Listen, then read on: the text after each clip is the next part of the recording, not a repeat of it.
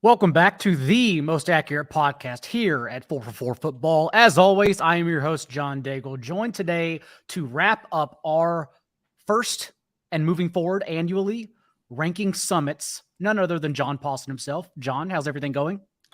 Everything's going good. It's interesting to see the camp news starting to fire up in the timeline. We're getting videos, we're getting stats. It's exciting time of the year. Interesting is one word for it. I don't think you're ever fully prepared until all those tweets and all those notifications and all those news blurbs start coming in, and then you realize, oh, like it's here. We are here.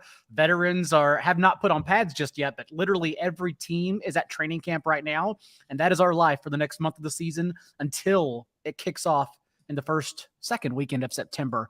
Nonetheless, though, we are starting with all those notifications and all those blurbs with training camp news. Before we dive in, though, quick reminder, in order to access everything at the site, Paulsen's 99 stats ranking, for example, top 99 stats that he's aware of that just released. Also, my team previews, which are at 16 right now, hoping to have those wrapped up and at the next week and a half. Remember that you could go for the early bird pricing, $10 off at 4for4.com. That's great. But also, you can get access to the site by also just going to Underdog and using the promo code 4for4 and depositing $10. Literally, that's it. Promo code 4for4 and dive in. And then you get access to everything we're talking about, including today with our running back projections. With that being said, though, let's go ahead and dive into our first news of note. And I think the biggest news out of training camp that's happened in the past week was Julio Jones signing out of nowhere for a 1-year, I believe, $6 million contract. Correct me if I'm wrong. And so I would just like to get your thoughts on the entire fallout of everyone involved in the Bucs passing game, Julio included. Well, I was taking your word on the contract. I didn't look it up. $6 million is pretty significant, but not outrageous certainly for a player of Julio's track record. This was an interesting signing. I of course, was hoping that the Packers would land Julio on a prove-it deal. But he lands with the Buccaneers, gives Tom Brady yet another weapon. And then also Chris Godwin was not placed on PUP to start the camp, which is really good news for him. And I would also say really good news for Tom Brady, who looks like he might start the season with all four of his primary weapons now, Mike Evans, Chris Godwin, Julio Jones, and Russell Gage. As far as Jones, you hear stuff about him being washed.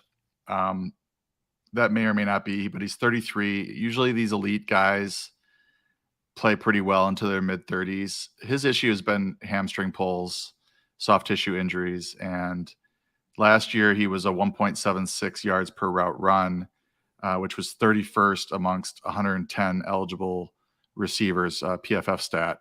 And that was a career low by pretty wide margin. He's usually top 5, if not number 1 overall in that stat. So the point is that he's probably not the Julio of old. I don't think that surprises anybody, but can he help this team? I think he probably can. And I'm guessing that the goal will be to kind of ease Godwin in, really ride Mike Evans and Russell Gage at the start of the year, get Jones involved, but maybe rotate Jones and Godwin until Godwin's 100%, and then you might see them rotate Jones and Gage, and maybe run some four receiver sets as well. So for that reason, I'm not like super bullish on Julio. I think he's going to be a part-time player. If there's an injury to one of those 4 guys, or I guess one of the other 3 guys, then he suddenly might play 70, 80, 90% of the snaps in any given week, and he'll be very useful in that sort of a role. But I think, if all 4 are healthy, he'll be a part-timer. This all sort of knocks Mike Evans down a bit because he's not going to see the potential immense target volume that we were perhaps going to see if Godwin were going to miss the first month and Julio wasn't signed and it was just Evans and Gage and everybody else. So he dropped a little bit in the rankings as well. Gage dropped a little bit in the rankings just because things are a little bit tighter, and then Godwin moved up because it looks like he may be ready for week 1. You can, of course, access all of them just by being ahead of ADP on Tom Brady. That's probably the best way to go here. Of course, you do need stacking options, at least for best ball tournaments, not necessarily for your 12-team redraft leagues. But I do want to like you, I'm glad you have that opinion because I also want to temper the expectations of what Julio Jones can do individually. There was a rumor going around, first of all, for the last 2 years, actually, that some friends have passed along to me that discuss and talk with agents, and that Julio Jones, like the past 2 years, post large contract, has practically been checked out of football, a la Allen Robinson last season, just disgruntled really with his situation. And his play, Julio's practically defines that 6.1 targets per game over the last 2 years, including being targeted last season on a below average 19% of his routes run. And then in 2 starts without A.J. Brown for the Titans, literally totaled just 2 targets in those 2 games where he was the perceived alpha. You mentioned as well the career low in yards per route run with Tennessee. And it's just a similar situation in my mind to Le'Veon Bell, to A.J. Green of last year, where everyone's drafting via nostalgia and not what we are already learning about avoiding players in this stage of their career. Every argument on this show, though, essentially boils down to a player's ADP. We don't hate or like players. It comes down to their ADP. That's our job. And so I don't know what ADP it would take for me to personally get in on Julio, believing he has standalone value, but I know he's going to shoot past it. I know how everyone's going to interpret and overhandle and overthink this situation. And so thus, for my opinion to be his absolute ceiling and best case scenario at this stage of his career to be a weekly flex option at best, then I know for a fact, like, I'm just never going to draft him because that's not where he's going to go via drafts, because everyone will, again, chase their childhood and chase what they love about Julio Jones's past career, not his current status. So that's where I'm at. And to your point, I agree. Maybe knock Mike Evans down a tad, but also remember, if we think, I know he avoided PUP list, but if we think this signing was made because they are going to bring Chris Godwin along slowly, notes of November, like as a full-time player, have been reported, hinted at by beats so far from training camp. Remember, like Mike Evans, Julio Jones doesn't matter. Mike Evans exploded last year in the playoffs as a player. They moved around the field, 27% slot rate, jammed nearly 10 targets per game because Chris Godwin was not available. And so if Chris Godwin's brought along slowly, I still think there's a top 5 potentially ceiling for Mike Evans to access at least through the first month and a half of a long season. So that's kind of how I'm handling those situations right now.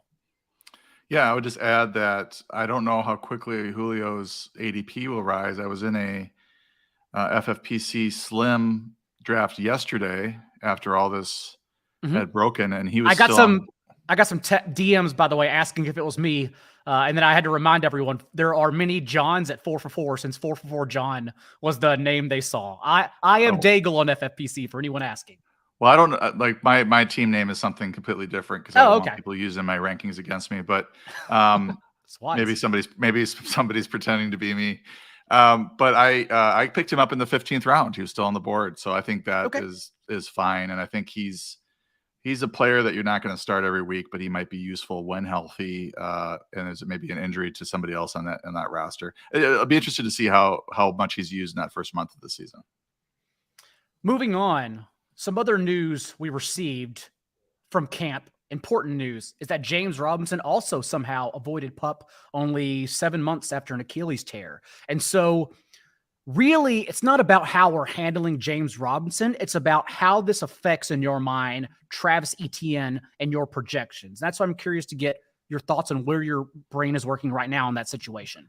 Yeah, I mean, I think we talked about Etienne a few times over the course of the summer, and he's really this whole situation is one of the most fascinating, compelling, intriguing running back situations. And it's not really, I don't know if it's how much of a competition it is. I guess it is now that Robinson is back, but it was whether or not Robinson is going to be back at the start of the year and how effective he'll be. And the fact that the team apparently sees Robinson as their RB1. So Travis Etienne's been going sometimes in the 3rd round, maybe even 2nd in some of these drafts. I think his ADP is somewhere in the 3rd or 4th. But obviously, fantasy drafters think that he's the going to lead that team in touches. Certainly, Robinson is kind of an afterthought in drafts. And now that you have Robinson available, and apparently the team's RB1 according to the team and the beat writers, I would have to think that Etienne's ADP is dropping. I don't know that this is the right move for the team. Like, I think that ETN probably has more upside, and they probably should, with Robinson coming off of this nasty injury, just give him the time and space to sort of get back into proper shape and not overdo it. Maybe just make him the RB2 and see if he starts to outperform ETN, because ETN's a really good, talented player, 3-down ability, could, run it, catch it, all of it. But what we want the team to do and what the team is actually going to do are often two very different things. And I think that, Doug Peterson has a history of running a committee, and we might just see a kind of a weird split here with these two players. And that just means that ETN is being overdrafted. Do you still consider him the tier breaker in between the next group of RBs that are considered the dead zone, like Elijah Mitchell, Josh Jacobs, Antonio Gibson, J.K. Dobbins, ADP? We'll talk about that in a second, is falling. Do you still consider ETN like a tier ahead of those guys, or are you now letting him slip back and you're just perhaps drafting him if his ADP drops in your draft? This is tough because you look at the, I have it ranked by, right now by half PPR, and you got a lot of guys here in these RB2 ranks, which you can really count on their workload. You know what they're going to get: Ezekiel Elliott, David Montgomery. I mean, to a certain extent, we know what Javonte Williams is going to get. He's maybe not what we want, but we know he's going to get 14, 15 touches at least. Cam Akers, we know that they're going to feed him the ball. And then I have right now still ETN at 19, Breece Hall at 20. I think I might flip-flop those two. And then Elijah Mitchell right there, a few points behind it at 21, A.J. Dillon 22. So I think he's in that category now. We just don't know that he's even going to start week 1 or get more than 10 touches. If they come out of the gates thinking that James Robinson is their RB1, he might get, 20 carries for 60 yards, and ETN's being sprinkled in for 10 touches. What concerned me the most was not the James Robinson avoids pup. It was the Laviska Shenault also being used as a running back quite often in camp right now. It's like, oh, well, that's a couple more carries that we don't get for ETN.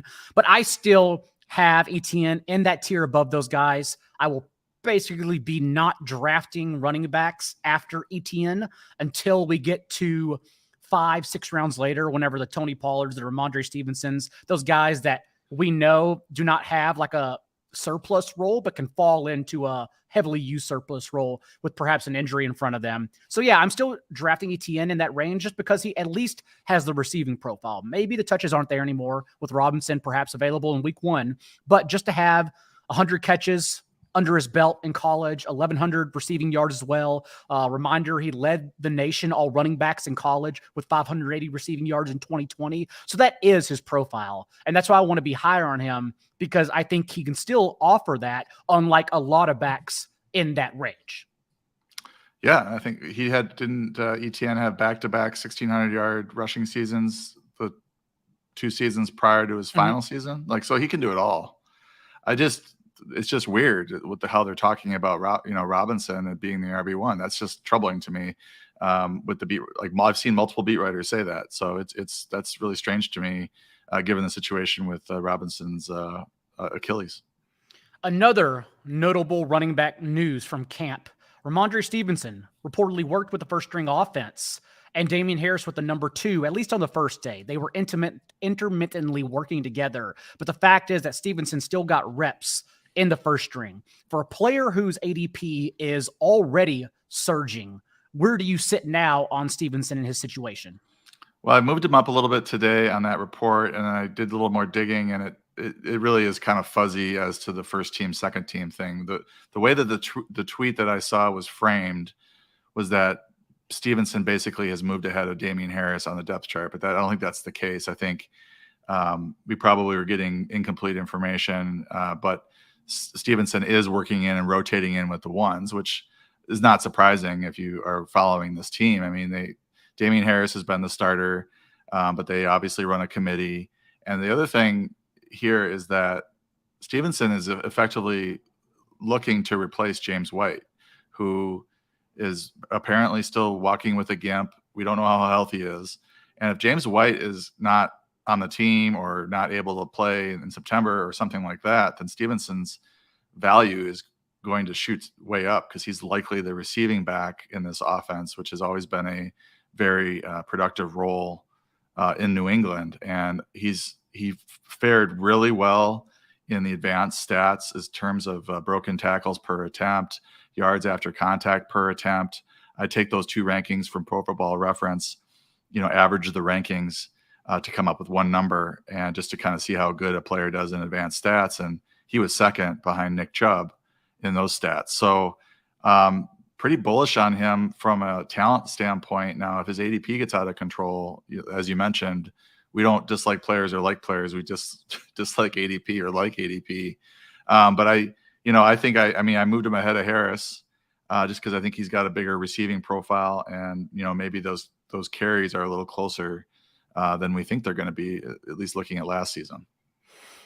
It's a double-edged sword for me because on one hand, we have the evidence from last year. In 5 games together without James White, 5 games, of course, because that's the only amount of time they played together where one or the other did not exit early due to injury. And in those 5 games, Damian Harris out-touched Stevenson 71-55, ran 6 more routes than Stevenson, 39-33, and out-targeted him 8-5. Brandon Bolden, who will likely be Las Vegas's receiving back, given his ties to Josh McDaniels, was actually playing the James Wright role in that span behind Stevenson and Harris. But since Bolden obviously is no longer there, that does mean the situation is more ambiguous for that James White role, assuming as he opened on the team's pup list, assuming that he's not there in week 1, perhaps for the first month of the season. I do think it's up in the air more than we think.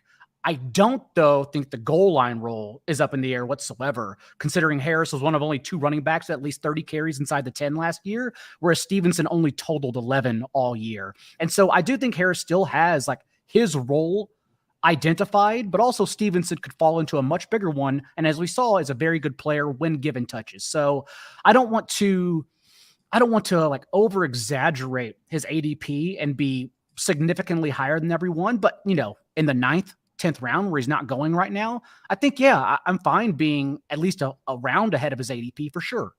Yeah, and he's got that top 10, top 8 type upside if something were to happen to Harris. So that's what you want, like a weekly roll plus that sort of upside if you can get it there in the middle rounds.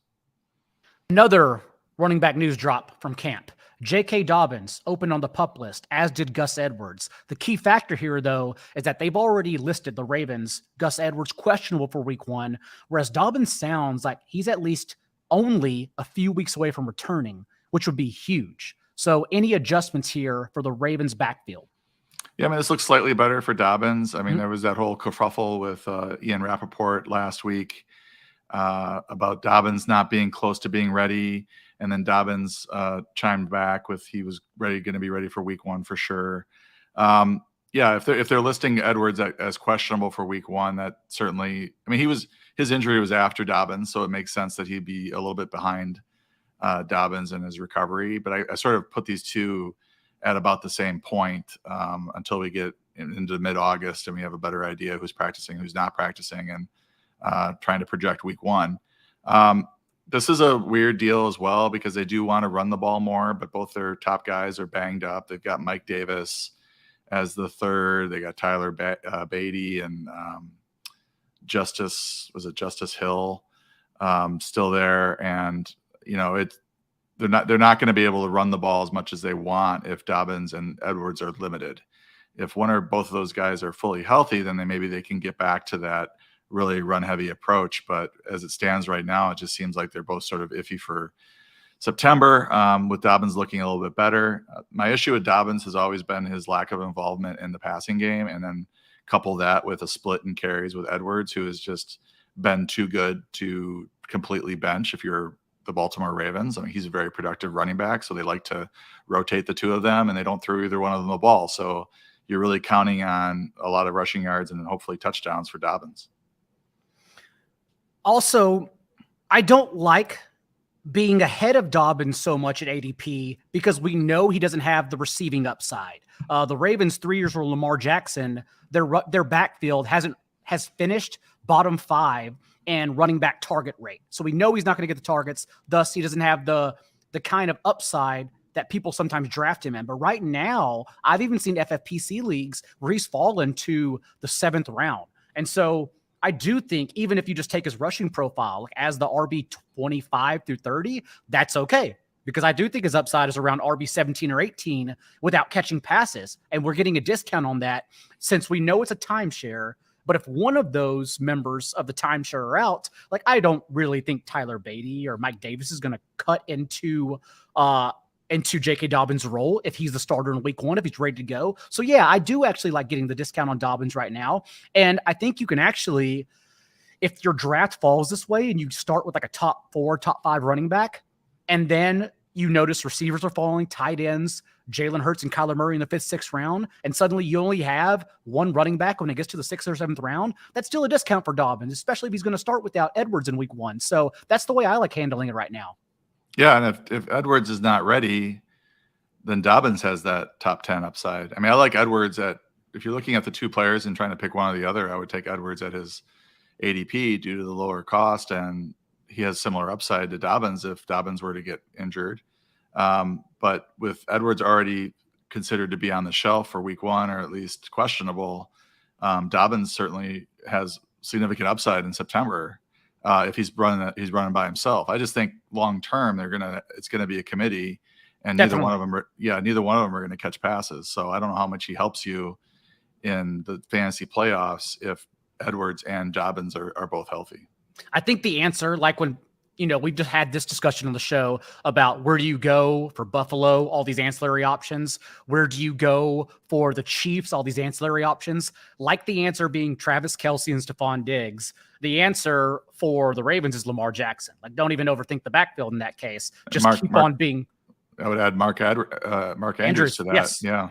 Who we are still at least on ADP higher than consensus, because we believe he should be a 1st, 2nd round turn player, and he's still going in the middle of the 2nd round. Quick other notes before we get out of here. It is still a competition for the slot role in Buffalo since Jameson Crowder is not healthy right now on the PUP list. He's not available. But Isaiah McKenzie is blowing up training camp reports because he's having such a successful few days opening week as the slot receiver. So keep that in mind, because Crowder's still going 5 to 8 rounds ahead of Kenzie, which is still insane considering it's an ambiguous situation. We don't know. So McKenzie's still a value. Also, Wan'Dale Robinson, note for everyone, opened in 3 wide receiver sets in Giants camp. Sterling Shepard is on the PUP list, but we also don't have a timeline for him. So that seems significant that he opened over Darius Slayton from the slot. And then Josh Palmer also. We knew this news from minicamp, but just to confirm, first week of Chargers camp, Josh Palmer also opened in 3 wide sets for the Chargers. Let's take a quick break, and then we'll come back with what everyone's gathered for our running back ranking summit. Right now, if you sign up at Underdog as a new subscriber, not only will you receive a free pro subscription to 4for4 with access to all of our off-season content, including our around-the-clock Discord conversations, Underdog will also match your deposit up to $100 by 100%. Literally mirror it. And there are no catches. Just download the Underdog app, use the promo code 4for4 when depositing. That's the number 4, word, the number again, and presto.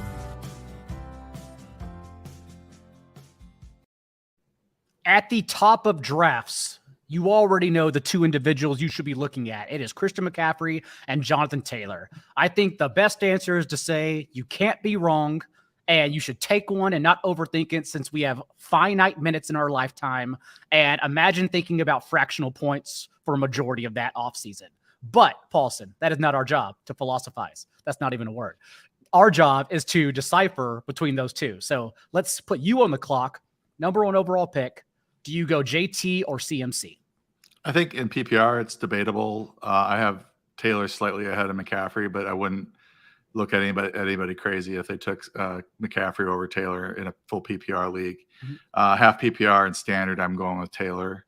And I think it might be a personal issue that I've taken McCaffrey number 1 overall in the Scott Fish Bowl the last 2 years, and he's gotten injured both years. But I'd be happy to get McCaffrey 2nd or 3rd in the 1st round. I think he should come back and have a productive year. Taylor is everything's lined up for Taylor. Good offensive line, better quarterback play, and we obviously saw what he could do last season. McCaffrey also has only been available, as you mentioned, for 8 games the past 2 years, 8 full games under Matt Rule, and he's averaged 17 and a half carries and a 20% target share in those games. I actually am in FFPC leagues where I get the 101 because FFPC, for everyone, for note, it is full PPR. Thus, in full PPR leagues, I am taking McCaffrey. But in half PPR, or if anyone still plays standard, there's boomers out there who still play fantasy football, it's Jonathan Taylor for me.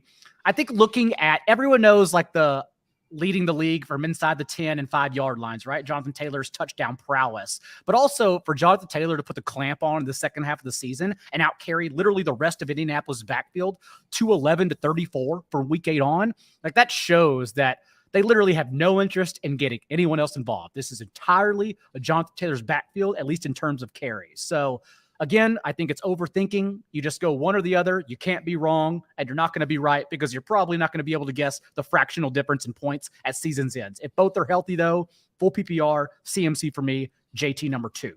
Having said that, after that tier, because they are on a tier of their own, that's when it gets murky. And even if you look at our projections, another site's projections, it all differs anyone you ask.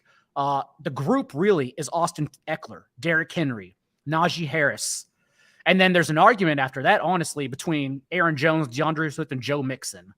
Maybe Dalvin Cook as well. Those are kind of the players I'm at in no particular order. So I would like you to sift through them for us. Yeah, the guys you mentioned round out my top 10. So Yeah. we have the same guys in the top 10. And it comes down to, just looking at the next tier, I have it Henry, Eckler, and Harris in half PPR. In full PPR, I would probably take Eckler over Henry. Henry did get more involved as a receiver last year, and he was on pace for, I think, 36 catches, which would have been a career high, if I remember correctly. So he was not a problem in PPR formats like he has been in years past. He's always going to get his 20-something carries, but the fact that he was offering something as a receiver last year was appealing too, and he was leading everything prior to that injury. So the question is with Henry is, do you think he's going to fall off a cliff after that foot injury, even though he did return? It was good enough for him to return in the playoffs. I don't think he will. I think you're sitting there with Taylor and McCaffrey off the board, and maybe you don't want to take a receiver in the first round. I think Henry is a rock solid option. And he's going to, we know he's going to see the workload that you want out of your RB1. I think Eckler is appealing in PPR formats due to all those catches, but he's not like super durable either compared to Henry. I mean, I think they're both, have had some games where they've been dinged up, or Henry had that half season last year, but has otherwise been pretty healthy. Eckler has missed some time here and there. It's not like he's an Iron Man. So that's sort of how I have those two. It sort of depends on the PPR to half PPR format.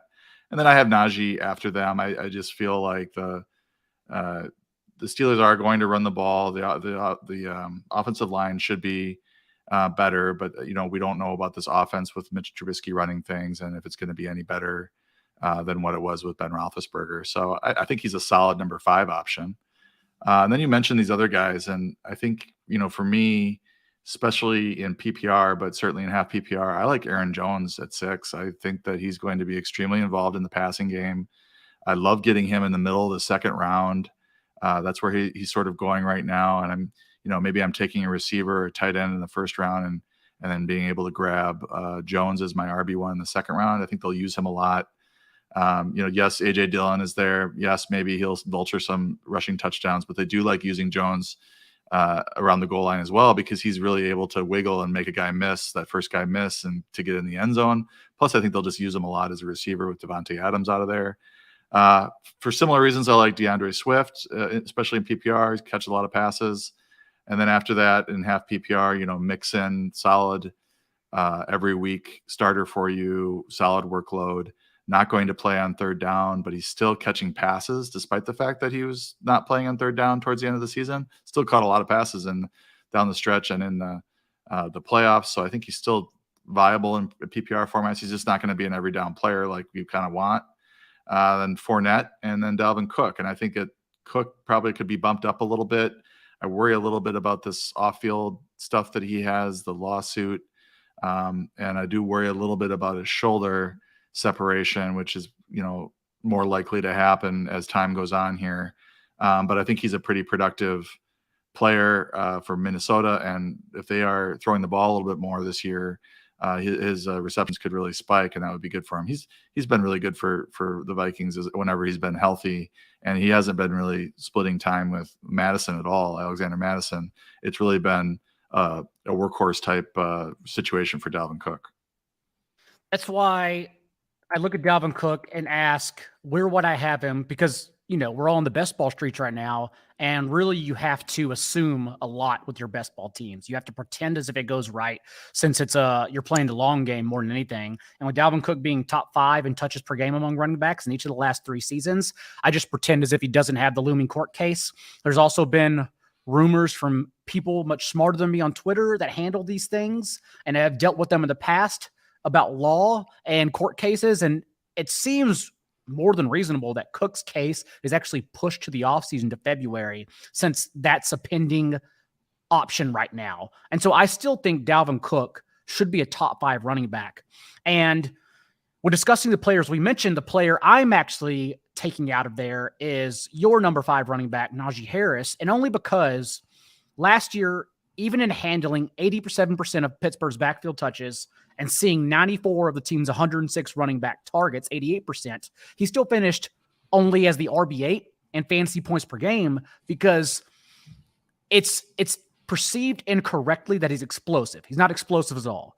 He has 29 gains of 20-plus yards on 945 career carries going back to college, including 4 on 307 carries with the Steelers last year. And so I don't think he offers the upside to be a top 5 back in fantasy points per game. And I'd much rather someone who not only has the receiving profile, but also has shown us that he's terrific when on the field. Of course, Dalvin Cook misses time from here and there, but he's still, when he's on the field, a top 5 player, top 3 player, arguably. So I like making sure I have Dalvin Cook in there. Hopefully by the time everyone's drafting in redraft leagues, we have that answer for them.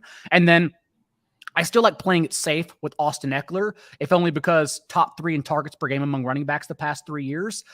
Even if he loses some of his goal line work from last year, career high 16 carries from inside the 5-yard line, after the year prior, Anthony Lynn only gave him 2 carries from inside the 5-yard line. Even if he loses some of that to Isaiah Spiller, who has day 2 draft capital and is a 3-down workhorse, that's his profile from A&M. To get those targets, I think, is still important in this range that is debated and different between everyone. And so I still like Austin Eckler quite high. Yeah, I would just add on Najee. I don't know if you remember what happened in week 18. I don't, but he played 50% of the snaps, had 11 carries. It just seems like a weird stat line for him. I just look at the, week 1 through week 17 to kind of avoid that weirdness in the final week of the season. And he did have the number 6 per game average when you just look at that first 17 weeks. So that's just something to consider. He's just behind Henry, Jonathan Taylor, Eckler, Mixon, and Alvin Kamara. And Dalvin Cook was there. I mean, it's 16.0 versus 15.1. And Dalvin was dealing with some injuries throughout the year, so he probably wasn't 100% in some of those games. So yeah, I think Dalvin, if you look at the projections for half PPR, he's very close to being all the way up into the number 6 spot. It's just a very tight group of players there if you're looking at half PPR. The next group of running backs, though, is where it gets really interesting, because that's when we get into, you got to have a little faith depending on your rankings. Saquon Barkley, Leonard Fournette, James Conner, Nick Chubb, perhaps without Deshaun Watson, Alvin Kamara, Ezekiel Elliott, Cam Akers. It truly differs because everyone has different opinions and spin on these players' situations and their health. So where do they fall for you?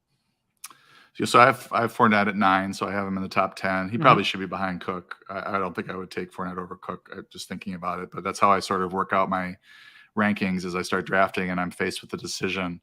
And I'm like, okay, I'm not doing this. So then I go back and change the ranking to reflect that. But I have Barkley at 11. I think I'm cautiously optimistic about the upgrades on the offensive line. They've made a lot of changes, and they're hoping that some of them stick. And Brian Daboll there running the offense, have got more faith in him.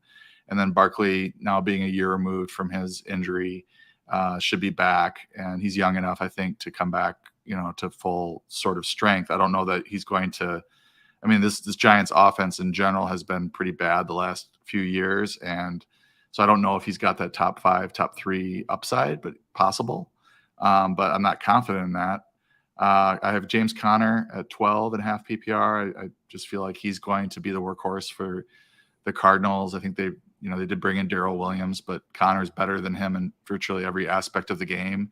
And that sort of split will decide what Conner's production is on a per week basis. I mean, it's kind of dumb to say that, but or obvious to say that, I should say. Like, if Conner is the workhorse that we saw with Edmonds out, then he's being way underdrafted in the 3rd or 4th round of these drafts. Now, you could maybe make a case for Darrell Williams to play more than the backups did when Edmonds was sidelined, but I don't know that Conner is going to be giving up many snaps to Darrell Williams. I just don't think it's going to happen. After that, Nick Chubb, maybe one of the best, if not the best, pure runners in the league, just is mired in this committee with Kareem Hunt, and we don't know what's going on with this offense. The Deshaun Watson situation still looming.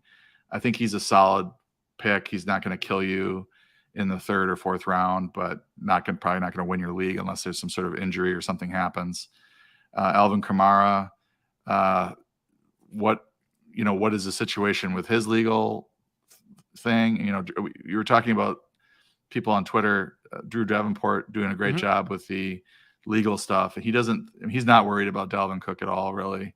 But the Kamara situation got pushed back to August, the next date, and he's thinking that this whole thing might get pushed back to after the season. However, there were some reports that the team is bracing, Kamara's camp is bracing for a suspension this year.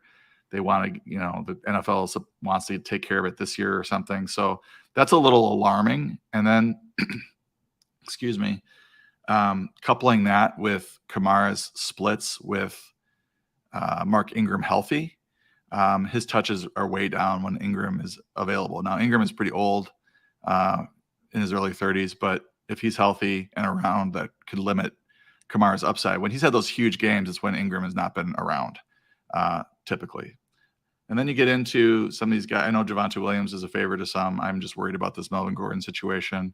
And then you get like 3 guys that are high volume, but kind of ugly.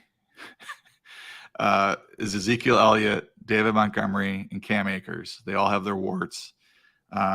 With Elliott, you got Tony Pollard looming. With David Montgomery, you have this awful offensive line. You just don't know how many touchdowns the Bears are even going to score this year, how they're going to be able to move the ball consistently. And then with Akers, you have this little sample size of him coming back off that Achilles late last year, just like a dreadful yards per carry. I think it was 1.88 yards per carry after coming back from that Achilles injury. And it does look like they want to feed him the ball. He was the bell cow. David Montgomery was the bell cow. Ezekiel Elliott, kind of a bell cow, although his usage sort of declined in the second half of last season as they went really pass happy. So that's how that rounds out the top 18 or so running backs for me. And I think you're getting into these situations where you're in the 4th round and you can get Ezekiel Elliott. I think that is a pretty good value for him, even though a lot of folks are down on him and think that he's going to be usurped by Tony Pollard this year. What makes drafting right now in best ball leagues, I can't guarantee it's going to hang around for home leagues in August. I think so, knowing that injury bias and recency bias is really how every fantasy league works for the most part. What makes it fun right now is that you can actually get Dalvin Cook, Saquon Barkley, and James Conner, and Alvin Kamara. Like, it's possible to get players with those elite workhorse profiles right now. And I don't know how much longer or how often, or if we'll ever get to say that again. And so I do like drafting right now because I can get these players. And if I'm getting 3, I only have to focus on 2 really. And then I can just avoid the next range of running backs and let everyone else pick them apart, assuming they know their roles. And so I do love drafting right now. Even in redraft leagues, I like getting at least 2 of those 4. And for me, you touched on like Saquon Barkley, for example. I do actually, by the end of August, once we get into high stakes leagues, main events and whatnot, I think he's going to creep up and be a top 12 pick for some because the hype is already there. And it's not a question about if he's going to handle touches. Like Matt Breida, who Brian Daigle himself personally healthy scratched in the playoffs last year, and Gary Brightwell, who this regime didn't even draft themselves, or the backs behind Saquon Barkley. Like, of course, Barkley's going to get the touches. That's not the question. The question is last year when he had the 15th lowest rate of explosive runs, what he depends on for his entire career, and he couldn't do it the last 2 years in particular. Like, is he still that player that's not explosive, or are we just drafting a high floor guy hoping he gets peppered underneath and used at receiver more? That's really the question mark here. And so I don't worry about Barkley's touches. But for James Conner, you mentioned, I compare the situation to Will Fuller on PEDs, since that's the last time we saw him actually healthy. And that you may be scared to draft him for his injury history. He still hasn't played a full season, James Conner, but also he wins your weeks whenever he plays. So who cares? Like, draft a player of that profile in the 3rd or 4th round. As you mentioned, I'm not worried about Darrell Williams. I've been working under the assumption James Conner will get those 5.5 targets and 20.8 touches he averaged in 5 games without Chase Edmonds last year, because they even showed they don't want to depend on anyone else behind him last season. And so I do love getting James Conner in that range and then taking a chance on Kamara as an RB3, because that's where we're at right now. Elliott out-touched Tony Pollard 22-3 inside the 10-yard line last year, and that's through injury. Everyone knows by now, unless you've been living under a rock, Zeke was a totally different runner in his first 5 games before the torn PCL to close the year.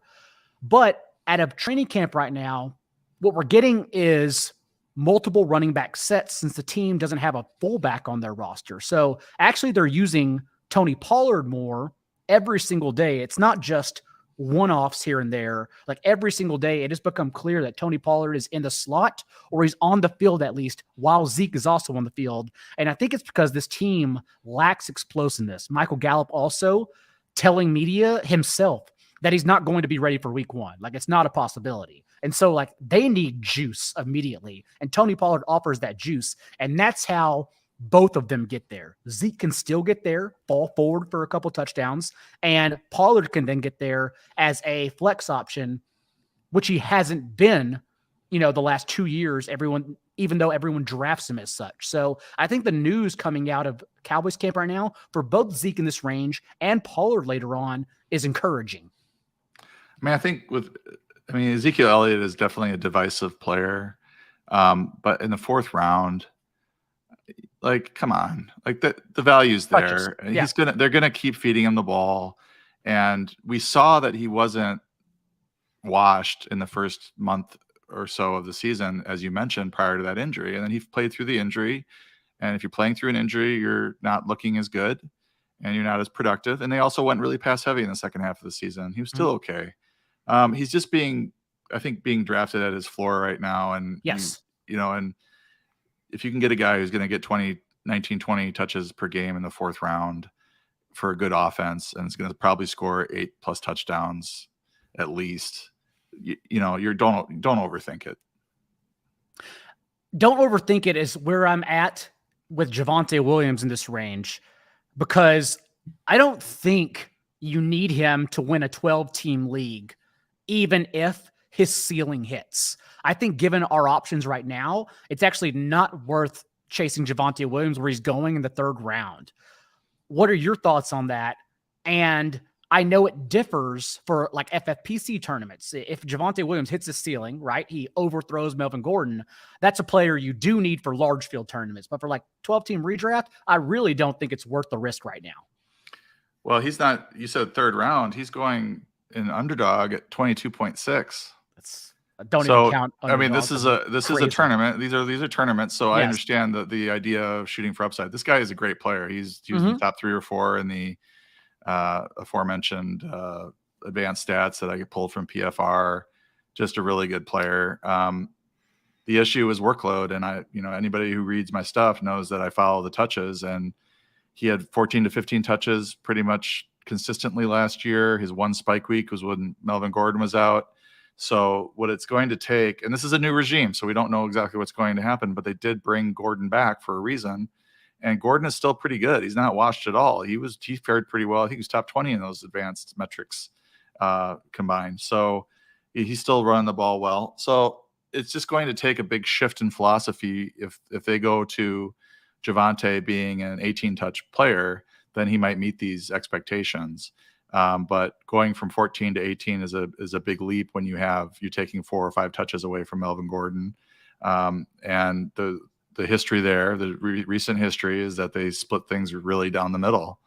And it's just worrisome to me. I think if he's around that late third, fourth turn, then that's certainly more appealing. But I would have a tough time taking him over a James Conner just because I think that Conner's workload is going to be there.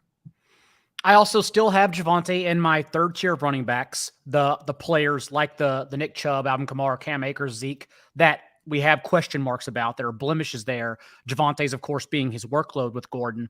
But there's no tier drop-off for me just yet with Javonte. For me, it rounds out with David Montgomery, ETN, and then Breece Hall. That's how I'm handling it. And even Breece Hall, I'm on the fence about, given their quarterback situation, and likely that'll still be a committee from week 1. So let's hear the rest of your running backs until you believe the tiers fall off.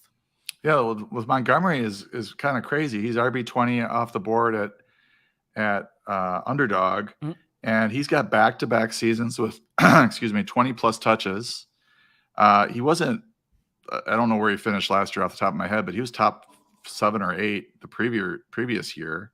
So I think normally we'd be tripping over each other, trying to draft a young running back with this sort of workload. The issue is this offense and this offensive line. I mean, let's just call a spade a spade. The offensive line is one of the worst in the league. We don't know how many touchdowns the Bears are going to score. Mm-hmm. However, if you're getting 18 to 20 plus touches per game from a guy who's going in the 5th round, he's going pick 52. That's fine for your RB2. If you want to wait until that round to grab your RB2 or RB3, that's really good production you're going to get out of that spot given his workload. I mean, it's just like he's still a solid player getting a big workload.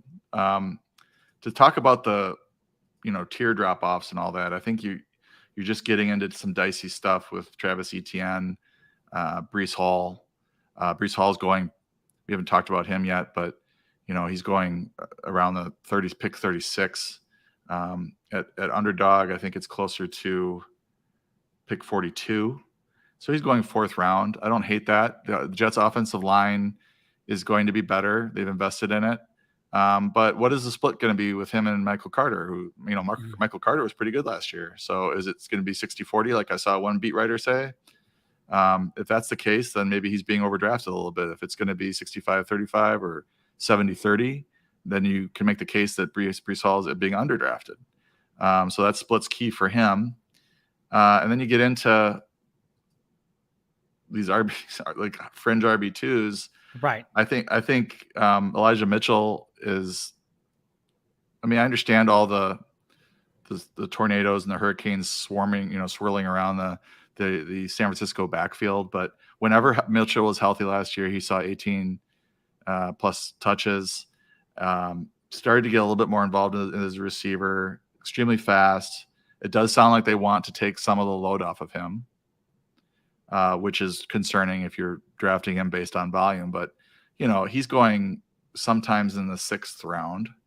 I think at Underdog, he's going pick 65. So that's the middle of the 6th round. I don't have a problem with that at all, given that's one of the best running games in the league.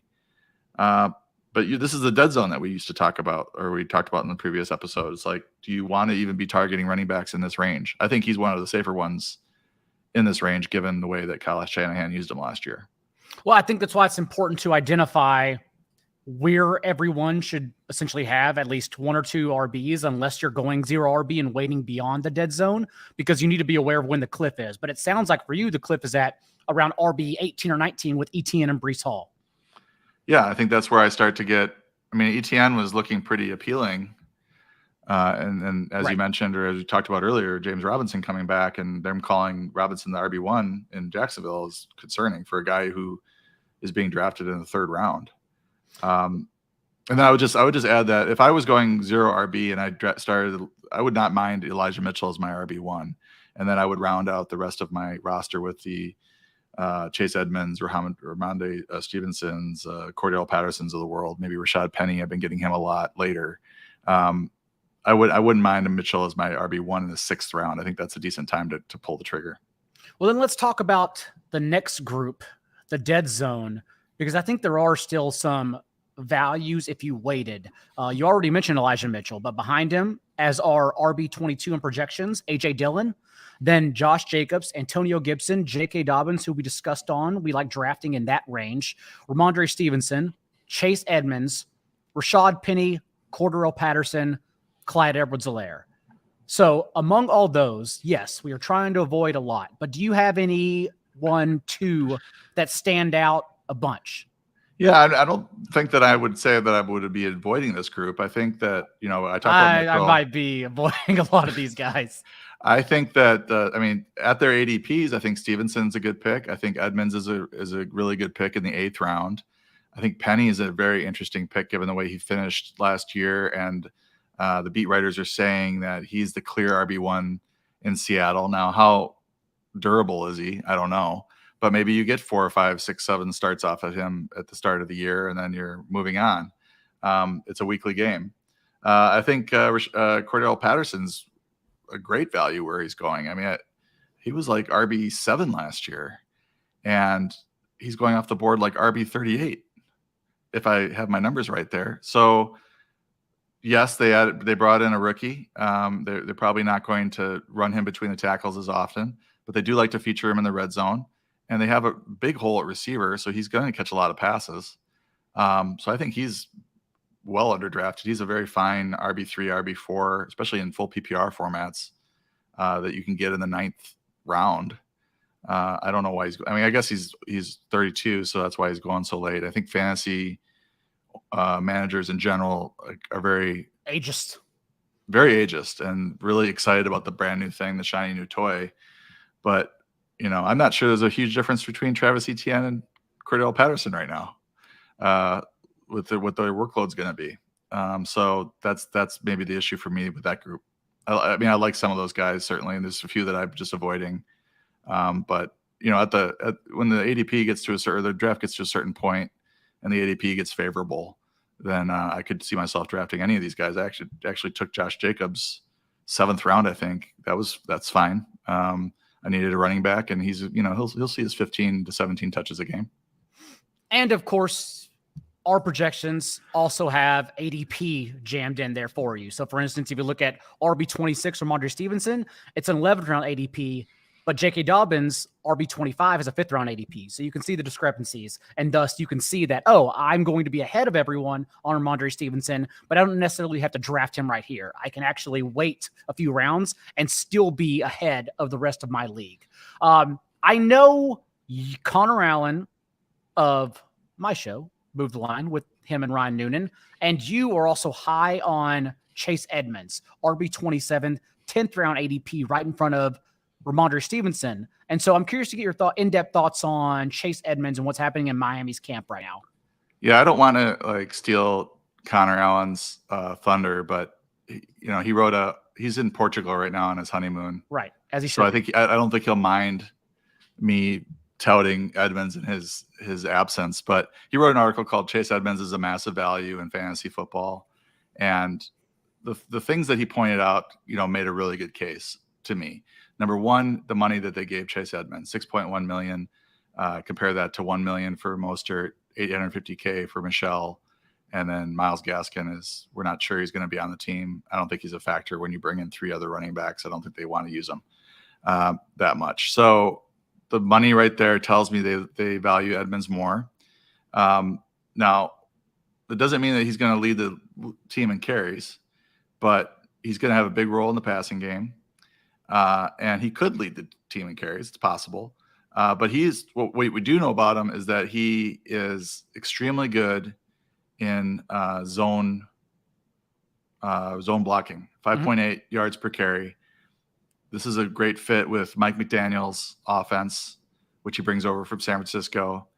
They went out and got Edmonds first, And, maybe he's not, I think he gets a lot of carries, but maybe he's not the goal line back. And I think that's okay given where you can get him in drafts. I mean, he might be a guy who has 70 catches, 180, 200 carries, and that's a good workload for what you're getting, where you're able to get him. And I think the other thing about, I just retweeted it. It was a video of him discussing inside zone versus outside zone, and it was really a cerebral video, which was really interesting. And I just said, how can you not want to draft this guy in the 8th round? Just was really giving us an interesting in the weeds sort of picture as to how he's thinking of it as a running back. And it's great to see somebody looking at his own film and trying to improve each day. So I like that mindset as well.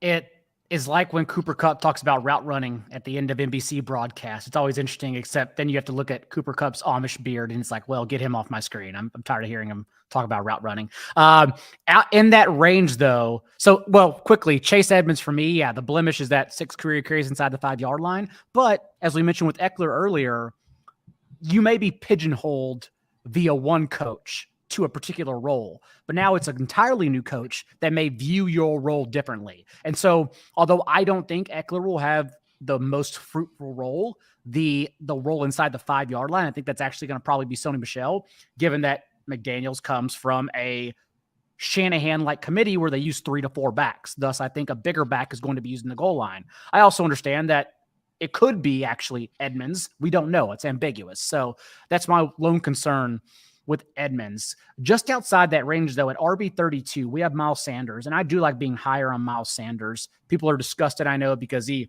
managed to score 0 touchdowns on over 150 touches last year. But also when he was healthy in the 12 games he was available for, led Philadelphia's backfield in both red zone and carries inside the 5-yard line.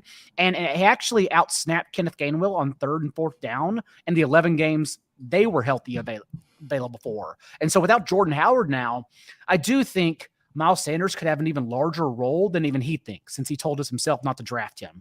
I'm ignoring him, and I actually am drafting him because I still think he's falling to a good range in the 8th, 9th round. Yeah, and I think it's definitely sets off alarm bells when the player is saying, "Don't draft me." Well, to be fair, in that video, when the moment they mentioned fantasy football, they said those 2 words, he was totally disgusted because, of course, haters and losers message him on Twitter yelling at him. And it's like, bro, it's not my fault. What do you want me to do about it?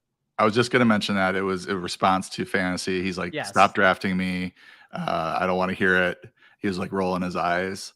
So they're Miles Sanders, there's a lot to like about him. He's a dual threat back. They've got a great offensive line. They're really up there in their offensive line rankings. His measurables are good. He was top 20 in both yards after contact per attempt and broken tackles per attempt last season. And so the issue with him has been durability. That's been one factor. But, if you're middle round, 8th, 7th, 8th round guy, that's okay. You can afford to have him for 12 games and sort of deal with the other 4 or 5 games where you don't have him. I think the issue, you mentioned the touchdowns. He should have scored more than he did. I think his opportunity for touchdowns was higher than 0. And he had 13.6 touches per game in 2021. They brought back Boston Scott, who you didn't mention, who has had a pretty significant role over the last couple seasons for them. And then they've got Gainwell as well. And then you've got Jalen Hurts vulturing rushing touchdowns as well. So I think there's just his touchdown upside isn't there on the surface. Doesn't mean that he can't get 6 or something, and maybe 2 as a receiver. That's possible. The fundamentals of him as a player are good. It's just the fact that this has been a committee for multiple years, his durability, and, we just don't know that he's ever going to see the 15 to 18 touches per game that you want out of a player that's starting for you on a weekly basis. I think it's tough to start him because you just don't know, is this going to be the week where he gets 8 carries and no catches and, 38 for 30 and that's it? Because he's not getting that consistent usage that, a lot of these other players are getting. As we continue on, though, into the mid to low end RB3s in our projections, Tony Pollard, we already discussed, needs that pass catching role, in my opinion. Kareem Hunt, Melvin Gordon, Ken Walker, JD McKissick, Tyler Algier, James Cook, Ronald Jones, for example. I think to me, Ken Walker stands out, as well as Michael Carter, who's still a little bit down the ways. But for me, I just prefer to play these ambiguous situations and drafting the later player, especially if you're someone like Ken Walker, who proved already he has a 3-down profile. And so we know Seattle can only score X amount of touchdowns, X amount of points. We don't expect them to be an explosive offense whatsoever. They weren't explosive with Russell Wilson. Now imagine what they're going to be without him. And so just in case Rashad Penny has proved he can't hold off running backs for 4 years now, just in case he can't hold off as a week 1 starter, Ken Walker, I do like getting Ken Walker at what I consider a discount since he has a profile like no one else in his range. Yeah, Chris Carson, we didn't mention in the news segment, but he's retiring with that neck injury. And, he was always one of my favorite middle round value players to grab because he was getting tons of touches and was just a really strong, aggressive runner. And he was fun to have on my fantasy team. So just wanted to mention him. That didn't change much of my projections because I had him zeroed out because I just didn't know if he was going to be able to play. And I just assumed that it was going to, he was going to be, missing the season or at least the first part of the season. So the interesting thing with Penny, he finished so strong last year. Finally, he's living up to, the draft capital that the Seahawks used on him. Bob Condata, who's a Seattle Times beat writer, longtime beat writer there, he says that Penny's the primary back and he projects him to handle 20 carries per game. Mm-hmm. Now, that's fine. He averaged 20.3 carries per game in his breakout run, according to NBC Sports Edge here, your former employer. Okay. So I think the question is, when you're evaluating this backfield, do you believe that Penny can stay healthy? His history says no, but he does seem to have a significant amount of talent based on how he finished last year. So if he is able to put together a 14-game season, say, then he's going to be a very good value where he's going. On the other hand, if you're looking at Ken Walker and you're like, Penny can't stay healthy, and we have this 3-down back that's behind him, then certainly his ADP, I think the ADPs are going to shift a little bit here with Penny and Walker, I think, based on these comments by Condata. In that case, if Walker's going second, then, and you don't believe in Penny's durability, then it certainly makes some sense to grab Walker. Just outside this range, for values, for example, you have Tyler Algier as the RB38, and for instance, Devin Singletary, who's going 6 rounds ahead of Tyler Algier as the RB41. I'm not disagreeing. I'm just saying there are clearly values in this range, as there's still so much disparity when looking at how people view and rank these running backs. So where are you at with Devin Singletary and perhaps some other names you have ahead of him?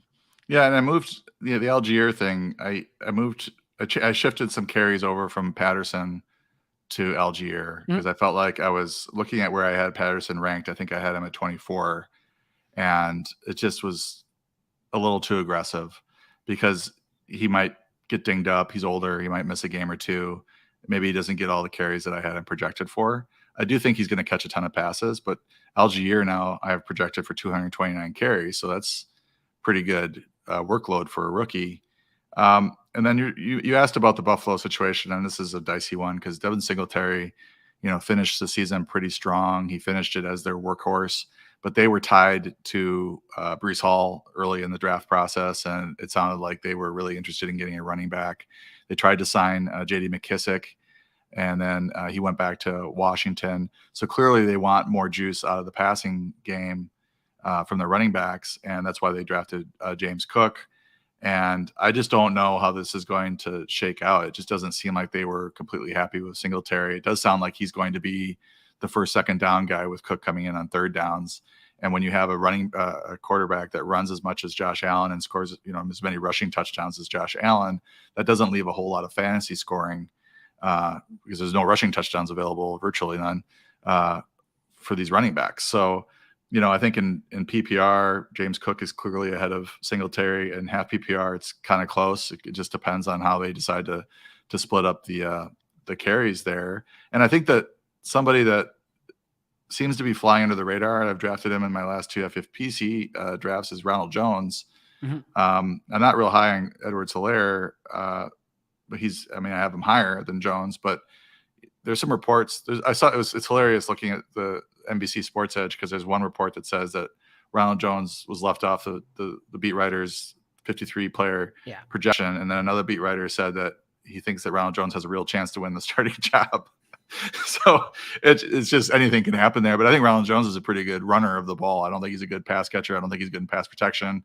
But he could be in there on all those first and second downs and to get the goal line work for KC. And that would be a pretty valuable role for him, especially going where he is in drafts. I've discussed it in the past too, that I'm higher on Ronald Jones because CEH only has 5 carries inside the 5-yard line since week 2 of his rookie year. He's been pigeonholed out of that role by his own coaching staff, so I'm not worried about him soaking up touchdowns, whereas that's where Ronald Jones plays. Yeah, you just need to be careful about the news items right now, because while that beat reporter was correct, like Ronald Jones, his case is only making a little more over $1 million on a 1-year deal. And so, of course, they could just leave him out. Especially with CEH no longer on the PUP list, activated basically 24 hours later. But at the same time, yes, we know that we're not expecting Isaiah Pacheco, for instance, a 7th-round running back, to actually take over an early down role. I'm not worried about that whatsoever. So still love Ronald Jones where he's going at. Beyond that, though, is where we get even more confusing, because really you get into the direct backups who don't necessarily have a role, at least some of them. You're just having faith in offense and maybe a new coaching staff that would use these guys in a higher role, like Alexander Mattison, Raheem Mostert, we talked about, didn't open on the PUP list. And although he's fragile, could still have, 10 plus carries a game if he can stay healthy. Darrell Henderson, Jamal Williams, who actually did average just over 12 touches per game in starts with DeAndre Swift last year. Brian Robinson stands out given all the recent training camp news, and even a player like Isaiah Spiller, who again could have a role behind Austin Eckler, especially if like Eckler has been mentioning that he wants it. He doesn't want 250 plus touches again because it takes a toll on his smaller frame. Yeah, this is the group where you've got the real world backups, and I try to project them and rank them in a way that the guys that have that huge upside, like Alexander Mattison, whenever Dalvin Cook is out, Madison is an RB1, fantasy RB1. He's been fantastic for them, but doesn't have a weekly role. Right. That's significant, or he hasn't. Now that doesn't mean the new coaching staff is not going to use him, but it's been Dalvin Cook whenever Dalvin Cook is healthy. But Madison is a good player to have on your roster if he falls a little bit, because now you have this guy who could be an RB1 if anything were to happen to Dalvin Cook. We know that things happen to running backs a little bit more frequently than they happen to wide receivers. And it's a more of a direct line from RB1 to RB2 in that situation. Whereas if a receiver gets hurt, you can't always say where those targets are going to end up going. I think Darrell Henderson falls into that category. If something were to happen to Cam Akers, he's a high-end RB2. Jamal Williams, high-end RB2, mid-range RB2. If DeAndre Swift were to get injured, Gus Edwards, if he's healthy and Dobbins isn't, then Edwards is a solid RB2. Very little passing game role, but great as a runner in that Baltimore offense. And then you're getting into a little bit more of a debate in terms of who the RB2 is in some of these situations. But, Isaiah Spiller, Donta Foreman, Khalil Herbert, Michael Carter, Nyheim Hines, these are guys that have some significant upside if there's an injury above them, as we sort of perceive the depth chart as it is. But we don't know for sure that Foreman, for example, is the RB2 in Carolina. It seems like he probably is. He did well for Tennessee last year, but they've got Chuba Hubbard there, and it could be more of a committee than maybe we think. But I think Herbert is going really late, and he looks like he's got some talent. So if something were to happen to Montgomery, he's an RB2 or at least a high-end RB3. Michael Carter, Nyheim Hines, pretty talented backs that if anything were to happen to Taylor or Breece Hall, would suddenly be in a big role. So I try to rank those guys that have that upside as high as I can within the constraints of the projections process, because really, do I think that Alexander Madison is going to get 144 carries? I don't know. That's tough if Dalvin Cook plays, a full season. You're looking at 9 8 or 9 carries per game for Madison. I don't think that's been his role there. But I assume that all these running backs are going to miss a couple games, and so that's when these guys get most of those carries. But this is that group, and it goes a little further sometimes. But the zero RB folks want to load up and have 3 or 4 of these guys that have high upsides that hopefully 1 or 2 of them benefits from an injury. Herbert, as you mentioned, averaged 22 touches and 4 starts for David Montgomery last year, but was basically just the team's primary kick returner whenever Montgomery was healthy, but still flashed explosiveness in those starts. So I do like being behind on him or being ahead of ADP on him. Also for Darrell Henderson, I am not as high on him as everyone else. Like I understand, but the common assumption that I think is incorrect is that Sean McVay uses 2 backs when that's not the case at all. Only 1 game last year out of 12 where one of their running backs didn't get injured did the starter not handle at least 70% of the team's backfield touches. Like Sean McVay does use only 1 back. I can't attest for how Cam Akers would look now 2 years removed from Achilles injury if he'll go back to being end of rookie year explosive as opposed to end of returning from an Achilles not explosive like last season, but I can attest that he will get all the touches. And so that's what I'm curious on. And that's why I'm behind on Cam Akers and much lower than consensus on Darrell Henderson. Also in this range, again, I mentioned Jamal Williams since he did have a career high 179 touches with Detroit last year and still think he can provide weekly value if you have injuries. You don't want to be in a position, of course, where you're flexing him, but in PPR leagues, like I think he can provide value off your bench if you're dealing with a ton of injuries. And then Robinson is the one I want to discuss on because the camp news with Brian Robinson, Antonio Gibson, who opened the PUP list with a hamstring injury, and J.D. McKissic, we were already concerned about this third down role since J.D. McKissic was brought back, 15.5% target share last year, and Gibson played significantly behind McKissic on 3rd and 4th down, the role we dream for him to have in those first 10 games before McKissic got injured.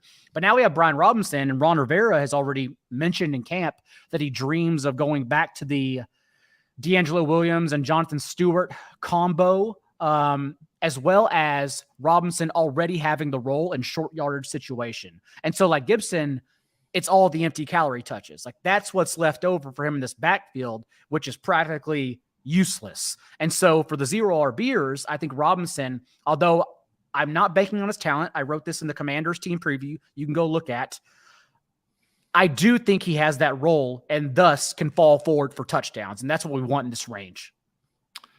Yeah, I think we talked about Gibson before. He's really this is a weird deal. Mm-hmm. I mean, if you look at what he's done so far, this is another situation where we should be tripping over each other trying to draft this guy. He finished RB13 in 2020, RB12 in 2021. He's young. He's 10th in touches per game with 18.5. His offensive line is a top 12 unit, according to our offensive line guru Justin Edwards.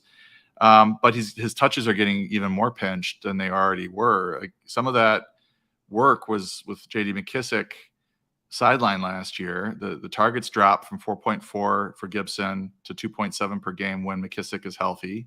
So now he's only getting 2.7 targets per game if you're assuming that McKissic's out there. And then on top of that, they bring in Robinson, who they now want to be the goal line back. So it sucks for Gibson, who I think has been a good back and deserves a bigger role than what he's likely to see this year if all this talk comes to fruition. I do think that his ADP is falling such that the zero RB folks might have a chance at him if they are willing to pull the trigger on in the 6th or 7th round. He might be a nice value there. He's going to pick 72 right now at Underdog. So you were talking about the zero RB folks wanting Brian Robinson or being able to get him for touchdowns, but they might be able to get him as their RB1 or RB2 in the 7th round. I will let you round out the hellscape that is RB 60 on. Anyone really that stands out for those 18 to 20 round drafts that you've been higher on than most? Yeah, I think what people need to know how I use my own projections is as I get down to the end here, I'm not really following who I necessarily have projected highest because I'm trying to project stats for the season.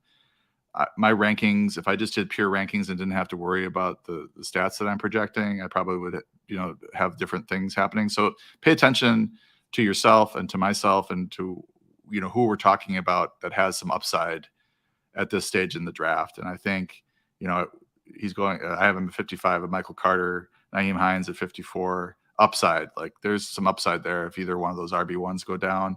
As you get further down, you're starting to look for these maybe talented RB2, RB3s that might get a chance to be in a big role. I think Dearness Johnson, if you look at his advanced stats, really impressive last year in his limited role. And if anything were to happen to either Hunt or Chubb, he would probably be into a situation where he's now a fantasy starter type.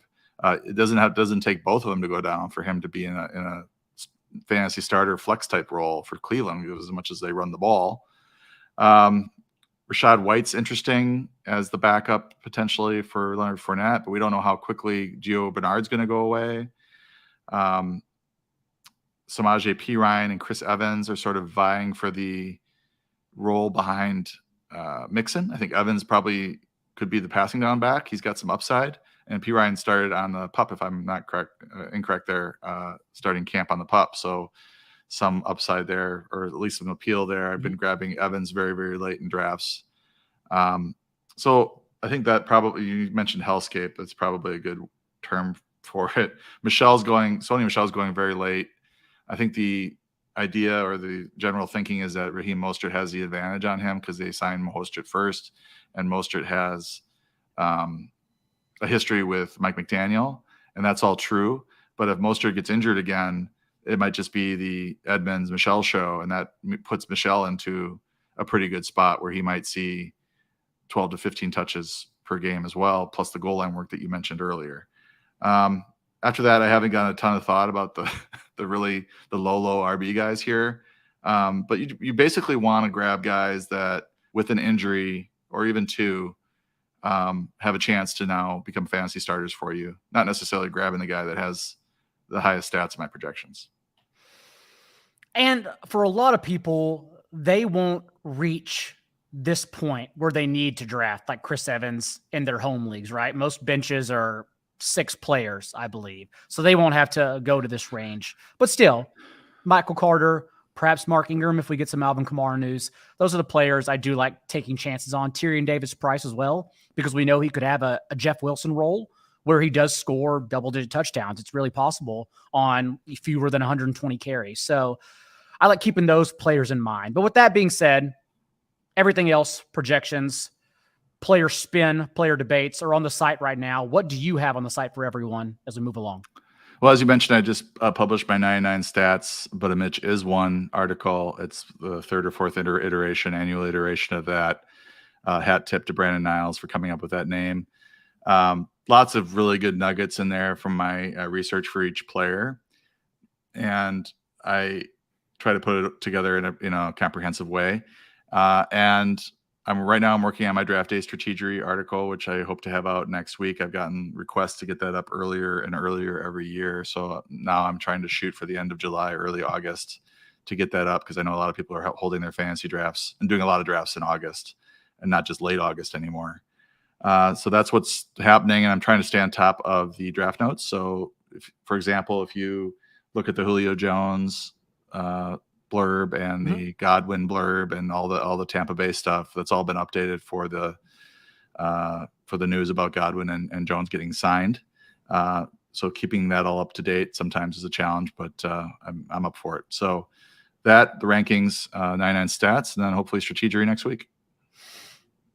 Also, rankings change log is on the site from you going on right now. And my team previews 16, half the league will be up by Saturday, and hopefully round those out in the next week and a half and be back in about 10 days with my favorite players outside the top 150 for everyone. Remember, early bird discount at 4 for 4. That's how you access everything going on. Till next time, remember, be a little bit kinder than what's required. We will see you next week.